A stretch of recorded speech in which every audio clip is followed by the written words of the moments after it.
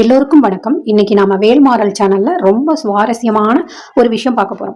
தைப்பூசம்னா நமக்கு உடனே ஞாபகம் வர்றது பால் குடம், காவடி, அப்புறம் அந்த முருகனுடைய வேல். ஆனா நிஜமாவே ஏன் இந்த நாளை நம்ம கொண்டாடுறோம், ஏன் தைப்பூசம் வந்தது, எதனால தைப்பூசம் கொண்டாடுறோம்னு ஒரு சூப்பரான கதை இருக்கு. வாங்க அந்த கதையை பார்க்கலாம். அந்த காலத்துல சூரபத்மன் ஒரு அசுரன் இருந்தான். அவன் தேவர்களை ரொம்பவே கொடுமைப்படுத்தி இருந்தான். அவனை அடக்கிறதுக்காகவே சிவபெருமான் தன்னோட நெற்றிக்கண்ல இருந்து முருகப்பெருமான உருவாக்கினார். முருகன் போருக்கு கிளம்புறப்போ அவங்க அம்மா பார்வதி தேவி கிட்ட, அம்மா எனக்கு ஆசீர்வாதம் பண்ணு அப்படின்னு நின்னாரு. அப்போ அன்னை பார்வதி உலகாலும் பிரம்மாண்ட நாயகி தன்னோட முழு சக்தியும் ஒன்னா திரட்டி ஒரு வேல் செஞ்சு அவன் கையில கொடுத்தாங்க. அந்த சக்தி வாய்ந்த வேலை முருகன் வாங்கின நாள் தான் இந்த சக்தி வாய்ந்த தைப்பூசம். அந்த வேலை வச்சுதான் முருகன் சூரபத்மனை அழிச்சு உலகத்துல தர்மத்தை நிலநாட்டினாரு. அதனாலதான் தைப்பூசம் அன்னைக்கு முருகனோட வேலுக்கு நாம அவ்வளவு முக்கியத்துவம் தரோம். தீமையை அழிச்சு நன்மையை ஜெயிக்க வைக்கிற ஒரு அடையாளமா இந்த நாள் பார்க்கப்படுது. அது மட்டும் இல்லைங்க, தில்லை சிதம்பரத்துல சிவபெருமான் தன்னோட ஆனந்த தாண்டவத்தை ஆடி காட்டினதும் இதே தைப்பூச நாள்லதான்னு சொல்றாங்க. தைப்பூசத்தன்னைக்கு முருகன் கிட்ட அந்த சக்தி வேலை நினைச்சு வேண்டிக்கோங்க.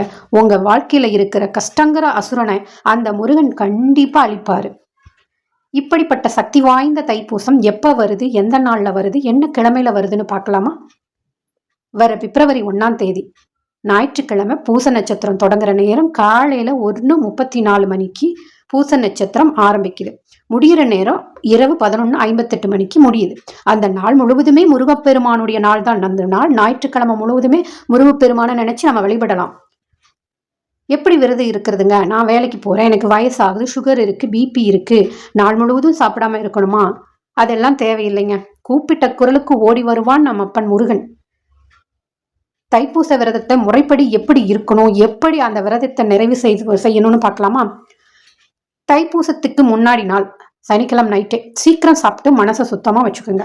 அடுத்த நாள் பிப்ரவரி 1ஆம் தேதி ஞாயிற்றுக்கிழமை விடிய காலையில இருந்து குளிச்சுட்டு வீட்டு பூஜை அறையில விளக்கேத்தி முருகனை வணங்கி, இன்னைக்கு நான் உனக்காக விரதம் இருக்க போறேன் முருகா, என்னப்பா எந்த தடையும் இல்லாம இதை நடத்தி கொடுடா அப்படின்னு மனசார வேண்டி விரதத்தை தொடங்கணும். விரதத்துல என்னென்ன சாப்பிடலாம் தெரியுமா? விரதம் எப்படி இருக்கணும்னா, முழு விரதம். முடியறவங்க தண்ணி மட்டும் குடிச்சிட்டு முழு உபவாசமா இருக்கலாம். அது ரொம்ப விசேஷம். எளிமையான விரதம். அவ்வளவு நேரம் பசியா இருக்க முடியாதுங்க. பால் பழம் மட்டும் எடுத்துக்கலாம். ஒரு வேளை உணவு தாங்க எடுத்துக்க முடியும். சரி, வயசானவங்க இல்லைன்னா வேலைக்கு போறவங்க மதியம் ஒரு வேளை மட்டும் உப்பு இல்லாம உணவு எடுத்துக்கலாம். முக்கியமா அன்னைக்கு அசைவம், வெங்காயம், பூண்டு இதெல்லாம் கண்டிப்பா தவிர்த்தரணும். முடிஞ்ச வரைக்கும் ஓம் சரவண பவ மந்திரத்தை மனசுக்குள்ள சொல்லிக்கிட்டே இருங்க. விரதத்தை எப்ப முடிக்கணும் தெரியுமா?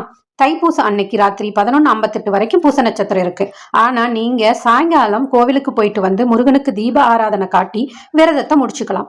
6 மணிக்கு மேல குளிச்சுட்டு முருகனுக்கு சர்க்கரை பொங்கலோ இல்ல பால் நைவேத்தியம் பண்ணுங்க. முதல்ல அந்த பிரசாதத்தை சாப்பிட்டுட்டு அப்புறமா மத்த உணவுகளை சாப்பிடலாம். உங்க விரதத்தையும் நிறைவு செய்யலாம். அன்னைக்கு முடிஞ்சா ஒரு 4 பேருக்கு அன்னதானம் செய்யுங்க. அது உங்க விரதத்தோட பலனை பல மடங்கு அதிகரிக்கும். பக்திங்கிறது பயத்துல இருக்கக்கூடாது, அன்பாலதான் இருக்கணும். அதனால உங்க உடம்பு ஒத்துழைக்கிற அளவுக்கு முருகனை மனமுருகி வேண்டிக்கிங்க. இந்த தகவல் உங்களுக்கு உபயோகமா இருந்தா நம்ம வேல்மாறல் சேனலை சப்ஸ்கிரைப் பண்ணுங்க. எல்லோருக்கும் இனிய தைப்பூச திருநாள் நல்வாழ்த்துக்கள்.